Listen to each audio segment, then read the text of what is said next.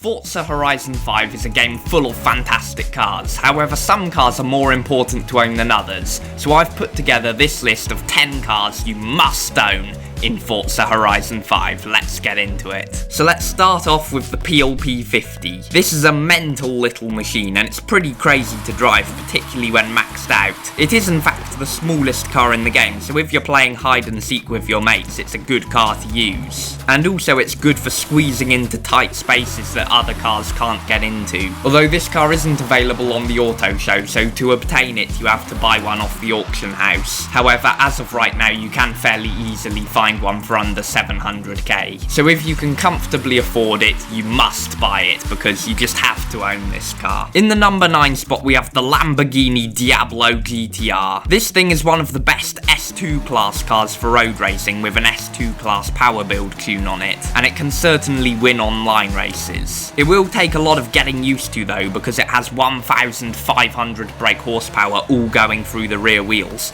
so it is a little bit sketchy. However, S2 class road racing is not the main reason it's in this video. The main reason is in fact because it is by far the best drag racing car in the game. Its acceleration is phenomenal, and for speed traps and danger signs with short run-ups, this car is ideal. The way you get one of these is by purchasing the car mastery thing on the standard Diablo SV, and it costs 50 skill points, so just bear that in mind before you waste time looking for it on the auto show. Next, it is my favourite car in the game. It is of course the Ferrari 488 Pista. This car is so much fun to cruise around in. The rear-wheel drive, mid-engine, track-focused supercar is the perfect formula for having fun. You can really throw it into a corner and just power slide out. It's awesome, and everyone needs to own one just to experience this. No magical tune is needed for it because Ferrari knew what they were doing when they made this, so it's perfect to drive completely stock. Now moving on to the number 7 spot, it's the Lotus Elise Series 1 Sport 190, which is so much fun for A-Class road racing. Because the Hot Wheels Bone Shaker is so OP for A-Class road racing, all other good A-Class cars are pretty overshadowed,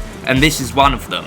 Because it weighs about the same weight as a Fly, and it has a fairly short wheelbase, it is super nimble in the corners, and its brakes are very good too, so it's so much fun to race. It is even good enough to challenge the Bone Shaker for wins at some tracks that are full of sharp corners, which is quite satisfying. So definitely buy one of these if you don't already own one, because it's very enjoyable to use this in online races. For the number 6 spot we have the Mosler MT900S. This thing is the best car overall for S2 class road racing. It is best in rear-wheel drive configuration, so traction isn't one of its strong points, but top speed certainly is, and its high-speed grip is also pretty good. It will definitely take some getting used to, but when you've got used to it, you'll be fighting for wins in almost every online race, so it's definitely worth owning. Moving on to the number 5 spot, it's the BMW iSetter, which is bizarrely super OP for drifting. I myself am no pro or expert at drifting, but with the BMW iSetter you can easily smash any drift zone and be at the top in online drifting. It does take a bit of getting used to, like a few other cars in this video, but you don't even need to be particularly good at drifting it to get 3 stars on all the drift zones in the game. Owning this car will always come in handy, so it's an absolute must. Now let's move on to the number 4 spot, where you're probably surprised to see the International Scout 800A, unless you do a lot of sub-A class cross-country and dirt racing, because pretty much for anything A class or lower that involves off-roading,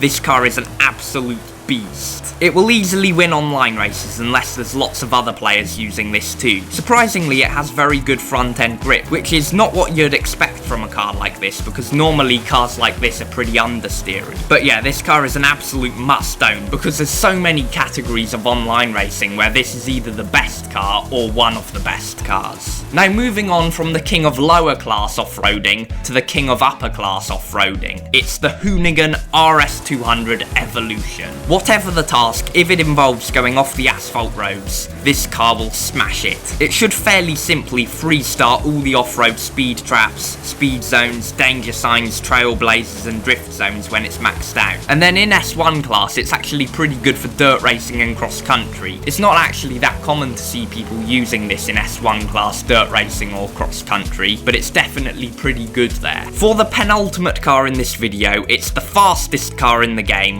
the Koenigsegg Jesko. Owning the fastest car in the game is just a cool and necessary thing anyway, and it will always be useful for different things. The Koenigsegg Jesko is able to comfortably get above 300 miles an hour in normal conditions, which is pretty mental, so make sure there's one of these in your garage with a top speed tune installed. Now for the most important car in the game that absolutely everyone must own. It's the Lamborghini Sesto Elemento Forza Edition. This car can practically do anything. It's the ultimate race car. It's perfect for speed zones. For dirt racing, it's actually pretty good in S2 class. And it can even do a bit of drifting and a lot of other things. So it can pretty much do anything. So forget the other 9 cars. This is all you need to... Okay, maybe not quite, because it's definitely not the best at everything. Certainly not for the lower class stuff. But still, it's impressive how many different things this car is good at. If you don't already own one, then you're a criminal. So to get one, you have to either just wait until you get lucky on a wheel spin, or you buy one off the auction house for around 3 million credits. Which is a bit expensive, but totally worth it, because you need this car. But anyways, that's all for this video. If there are any cars you think I should have put in this video, be sure to let me know in the comments. Like always, if you enjoyed it, be sure to smash the like button, subscribe to the channel if you haven't already, for plenty more Forza Horizon 5 content, and of course, I'll see you in the next video.